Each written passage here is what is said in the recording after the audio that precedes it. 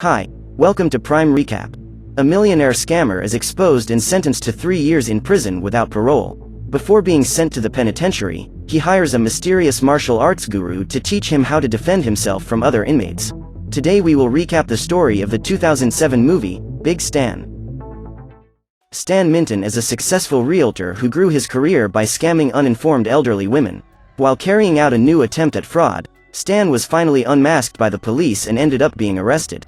During the hearing with the judge, he feels confident, as he believes that, because he is rich, he will never be sentenced to prison. However, the jury finds him guilty and Stan is enraged. During a conversation with his lawyer, he learns that he will spend 3 to 5 years in prison, with no chance of parole. Stan then asks Mal to bribe the judge, but the man values honesty in his work, so he refuses to do so. So Stan decides to hire a new lawyer. Lou Popper is a dishonest man who goes to great lengths to serve his client's interests. After bribing the judge, Lou gets Stan a 3-year sentence, but the criminal will have 6 months free before being sent to prison. At the end of the hearing, Stan asks why he was not found innocent and Lou informs him that with the $100,000 his client made available, this was the best he could do. The lawyer advises Stan to take a permanent vacation in another country, but the scammer claims he doesn't have the money to do so, as the $7 million he's accumulated in recent years was confiscated in the bank. Faced with this, Stan decides that he will serve his sentence and, together with Mindy, his wife, goes to dinner at one of the best restaurants in Los Angeles. The woman claims to be happy they have 6 months together before her husband is arrested and says she will feel very lonely for years to come. So, she suggests that they have a baby during this time to keep her from feeling so lonely. Mindy's dream is to have a child, but that has been put off because Stan doesn't want to give up his lifestyle. Once again, the man claims that he does not intend to be a father. Disappointed, the woman leaves and, after dinner, he runs to a bar, where he meets a sinister ex-inmate. Stan asks some questions to find out what to expect from his time in the penitentiary and discovers that weaklings like him suffer all kinds of violence in prison. The former prisoner says that the guards don't care about the detainees and let them beat each other all the time. The man then asks how he can avoid being a victim of this violence and the biker says he will have to take someone's life to impose fear. However, Stan claims he will never be able to take another person's life and the former prisoner asks if he has any tattoos. The scammer reveals that, at age 18, he tattooed his mother's face on his arm and the bearded man claims there is no way out for Stan. He's bound to be an easy target in prison. The man returns home desolate. The next morning, while sharing her concerns with Mindy, the woman claims that Stan will find a way out of the situation. Hearing these words from his wife, Stan is encouraged. He remembers his childhood and how he suffered from being poor and having an alcoholic father who was always away. Still, he overcame his problems and became a rich man through his own hard work. Stan states that when he decides to do something, he always succeeds, and this time, his goal is to become strong enough not to suffer any kind of violence in prison. Over the next few weeks, he studied all about the challenges a prisoner faces and even started taking muscle-strengthening substances. To learn how to defend himself from attacks, Stan enrolled in a karate school, where he took lessons along with the little kids. However, a week after the start of classes, he feels that what he was learning would not be enough to reach his goal and asks Master Cho to level him up. To earn the green belt, Stan will need to defeat Simmer, a 5-foot-tall young man. When faced with the man's short stature, Stan underestimates him, but Simmer lands a series of blows on his opponent and manages to easily defeat him. Stan is enraged by the defeat and goes for Simmer, however, Master Cho stops the attack and expels the man from his academy. The scammer is not happy with this and offends the fighter. Then Cho turns around and kicks him in the face again. When Stan gets up to leave, he finds an old man smoking next to the garbage cans. Seconds later, the man punches the wall and breaks the brick with ease. Stan is impressed and invites him to be his master. Mindy is at home defrosting dinner when her husband and the old man show up. The woman is soon uncomfortable with the presence of the slacker who, despite her requests that he not smoke inside the house, the old man doesn't give a damn. The next day, at 5 a.m., the master appears in the couple's room to wake up his new student. He has a liver steak in his hands and claims that this is Stan's breakfast. After the first workout, Mindy prepares a protein shake with eggs, fish oil, beef pancreas, and various other bizarre things. The old man orders Stan to drink all that disgusting liquid, as that would be his lunch. That night, the master trains Stan to learn to endure pain. For this, the old man lands several blows on his abdomen, using a burning stick.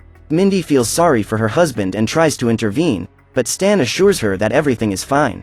In the following weeks, training intensifies and now Stan is suspended, hanging by 2 ropes that are attached to his nipples in order to strengthen them.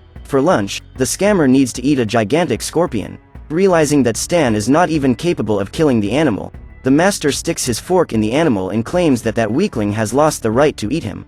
Mindy is horrified to witness that episode and tells her husband that she can no longer live with that crazy old man. That night, while the woman is sleeping, Stan enters the room screaming and says that some men have invaded the house to practice the worst types of violence against them. Mindy becomes desperate and starts crying, so Stan claims that now his wife knows how he feels and understands the fear that accompanies him. He says that it was all just an act so that Mindy would understand his pain and be more understanding when receiving the master in her home. After processing what just happened, the woman is furious and decides to leave him. She packs her bags and gets the hell out of the house that night.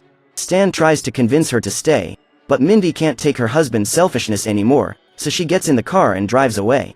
Now that his wife has abandoned him, Stan decides to focus all his energies on learning martial arts from his master. The old man decides to teach him how to use his technique called the finger of death. With a single blow, he is able to pierce a wooden board with his finger. The master asks Stan to try to do the same, but the stupid ends up breaking his finger in the process and the old man has to fix it. Even after the incident, the training routine continues and Stan has to face great challenges to develop both his physical strength and his mental strength. Now, eating weird animals for lunch is no longer difficult for him. After months of training, his arms are capable of lifting the full weight of his body and Stan has become an expert in sit-ups. His ability to withstand pain is so great that not even a bed of needles can hurt him. Now, the scammer has learned to fight toe-to-toe with his master and even lands a few hits on him. As Stan celebrates, the old man takes the opportunity to teach him never to celebrate a victory too soon. At the end of the training, the man becomes able to use the finger of death technique with mastery. During dinner with his master and his lawyer, Stan discovers that he is the old man's second best student and is curious to find out who is first. The old man then tells him that his best student used his teachings for evil and not for self-defense and wishes Stan never had to face him. To end the training phase, he states that his pupil will need to take the final test, which is to defeat Master Cho. That night, they go to the karate academy and Stan waits for the teacher to come out to approach him. After provoking Cho, the fight begins. The man tries to land a kick on his enemy, but Stan manages to block all of his attacks. After being kicked in the stomach, the karate master tries another punch, but Stan grabs his leg and manages to knock him out. It then lands a punch on him, capable of knocking him unconscious. The next day, the scammer is taken by the duo to the penitentiary and they say goodbye. If all goes well, the trio will meet again in 3 years. From inside the car, Mindy is in tears as she watches her husband being arrested. On his way to prison, along with other criminals, Stan shows off his tattoo. But now, after some modifications, the drawing indicates that that man took the life of his own mother. A mustachioed guy who is sitting next to Stan tries to make fun of him and the man takes the opportunity to make his first show of strength, punching him in the face. Upon arriving at the penitentiary, the prisoners are introduced to the Warden Gask. The old man informs him that the only rule in that place is that the inmates must leave Warden and his men alone. However, what they do to each other is their business. The prisoners are then sent to their cells and Stan meets his new colleague, Shorts. In the yard during the break, Stan asks Shorts to name the biggest bullies around and the old man points to Big Raymond. The man was already chasing trouble with one of the rookies and Stan goes to talk to him. However, Big Raymond ignores him and claims that he will go after him later. So, Stan starts teasing him in front of all the other inmates and the bully goes after him. However, before he can land the first blow on Stan, the man lands several punches in the face of the giant and then lowers his pants in order to humiliate him. After getting dressed, Big Raymond goes on the attack again, but Stan uses the techniques he learned from his master to immobilize him and breaks all of his fingers. After winning the fight against the strongest guy in the prison, Patterson invites him to join his gang. In addition to refusing the invitation, Stan punches him in the face and the other rival gang appears to take revenge, as Stan attacked one of their members. Cleon orders his men to rip that guy apart, but even though he's attacked by several opponents at once, Stan manages to get rid of them all. He takes a mop and uses it as a weapon to duel his opponents. Suddenly, a cook appears and is armed with 2 knives. The man tries to attack the martial arts master, but ends up getting knocked down by him. Realizing that none of his men were able to take down the rookie, Cleon decides to join the fray. However, before making any move, Stan approaches and, with one punch, break all of the man's teeth. Later, after returning to his cell, a police officer appears and takes Stan to the director's office. Upon arriving at Warden's room, the old man orders the officer to remove Stan's handcuffs, but he has already done so, dislocating his wrists. The director asks Stan to have a seat and then offers him a cigar and drink. Warden begins by saying that he doesn't intend to be in that prison forever and asks what the realtor thinks of that penitentiary. Stan then says that the land has great potential for construction because of its location.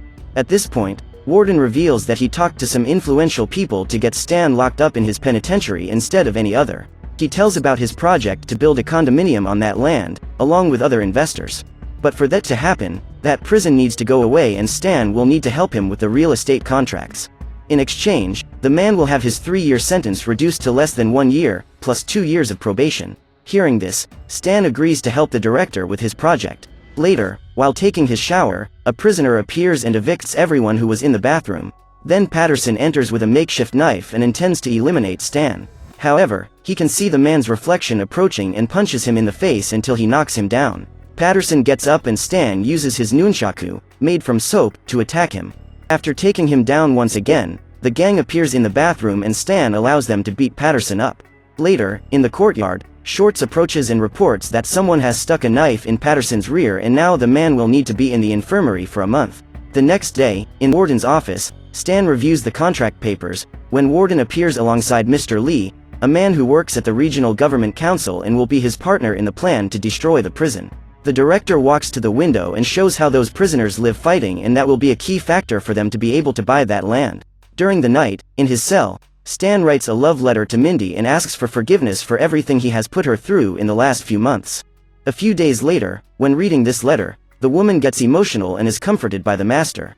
After a few weeks incarcerated, Stan becomes a figure of respect among the prisoners and decides to put an end to the generalized violence that takes over the place. His first action is to throw away all the violent games and movies, then he says that from that day on, they won't listen to offensive music anymore, but mariachi and salsa, like the gang of Mexicans. In addition to being upbeat and easy to dance to, this type of music can encourage interaction between gang groups. Ultimately, Stan creates a new rule that everyone must follow, without exception. It imposes that, from that moment on, any type of violence is strictly prohibited between prisoners. During lunch, some rookies approach Stan and thank him for what he's done. Thanks to his rules, they would no longer have to be afraid of being assaulted all the time. The man claimed that they want to be part of Stan's gang. From there, a new group is created within the prison and more, new members appear. At that moment, Shorts delivers a letter to Stan, which was sent by Mindy. In it, the woman says she wants to see him and the man celebrates. In the following weeks, the prisoners begin to learn to live in peace, and quickly the gangs fall apart. Instead of breaking up into groups, they become more united and begin to interact with each other in harmony. As the days pass, Warden grows increasingly dissatisfied with the inmates' friendly behavior and is furious to discover that this is all Stan's fault. When Mindy goes to visit her husband in prison, they rekindle their relationship and the woman says she has learned a lot of new things from the master. Upon discovering that the old man is still living in his house with his wife, Stan is furious as he believes they are having an affair. He says he doesn't want Mindy to see the old man again and claims he'll finish him off as soon as he gets out of prison. Just then, a guard appears and takes the man to the director's office. When he gets there, Warden says he's planning a riot among the prisoners next week, exactly on the day the prison council will inspect the prison. That way, the police will be forced to shoot the prisoners to end the confusion. After this scandal, the board must sell the property to the director and his partners. Warden also says that if these events don't go as expected, the deal between them would be over. That night, Stan has a bizarre dream about his wife and master. The next morning, he goes to speak to one of the officers and asks the man to inform the principal that he accepts the deal. Despite being saddened by the loss of his fellow prisoners, Stan wants to come home more than anything else. That day, when all the inmates are gathered in the courtyard, Stan makes a statement and says his ban has come to an end. Now, they're each on their own and he doesn't want to know what they're going to do to each other anymore. At that time, chaos ensues and Warden is happy to see that disorder. His plan was up and running again. During lunch, Stan asks Shorts to stay away from the yard the next day. When the prison council arrives at the penitentiary, Warden goes to Stan's cell and reveals that, due to his good behavior, the parole board agreed to meet with him that day. On the way to their meeting, Stan spots Mindy and her master together, both of whom were waiting for him. The man is furious and heads for the room. During the interview, the chairman of the board says that records show that Stan had excellent behavior during his time in prison and showed no signs of violence.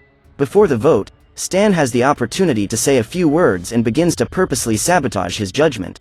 He says he can't wait to apply scams again to steal money from innocent old ladies and tells about the acts of violence he committed in jail.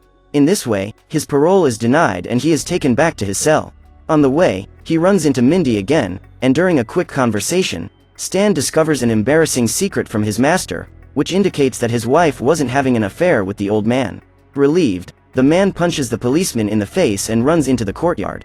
Meanwhile, the police prepare the rebellion and, at the director's request, give the prisoners sharp objects that can be used as weapons. Before Stan can reach the courtyard, Lee appears to stop him. The man informs him that he is the master's #1 student and kicks Stan squarely in the face. After the scare, the man gets up and they start fighting, but soon Stan is knocked down again. Worried about his friends, the scammer uses everything he learned from his master to duel against that guy. He grabs Lee's nipples and twists them with all his might. When his opponent lands the same blow against him, Stan feels nothing and thanks his master for making him strengthen his nipples. When he realizes that he is not able to beat his opponent empty-handed, Lee decides to take his sword to attack him and Stan needs to dodge his blows. He uses a laptop to serve as a shield and at the same time as a weapon to fight his enemy. After removing the sword from his hands, the man uses the device to land several blows in the enemy face and then applies the finger of death technique against him. Meanwhile, in the courtyard, the fight between the prisoners breaks out. Prison council members identify this as a riot and ask the warden to do something to stop it from happening. The officers prepare to shoot, but are interrupted by the arrival of Stan, who asks his colleagues not to fight. To try to defuse the confusion, Shorts puts on mariachi music and the inmates begin to dance together. Still, Warden orders his men to shoot, but they refuse to do so, as the inmates weren't doing anything wrong. Warden then snatches the rifle from one of the guards' hands and starts shooting. Stan tries to stop him, stating that there are multiple witnesses in that place. At that moment, the director points the gun at him, but is knocked out by Mindy. The woman had spent the last 6 months training in martial arts with the master and had already surpassed Stan's skills. 3 years later, Stan trains martial arts with his fellow inmates for the last time, as he is about to leave prison. Lou Popper became the newest inmate there. Apparently, some of the lawyer's dishonest acts had been discovered. Before Stan leaves, he gets a group hug and Patterson shows off the tattoo he got on his belly. The freak tattooed Stan's face on his body. Another new inmate at that place is Warden, who was charged after trying to eliminate prisoners for no reason. Outside the penitentiary, Stan's family waits for him. Mindy is the first to greet him, and together they walk to the car, where the couple's master and daughter are waiting. So what did you think of this movie? Leave it in the comments below. And if you liked the video, please like and subscribe for more movie recaps. See you next time.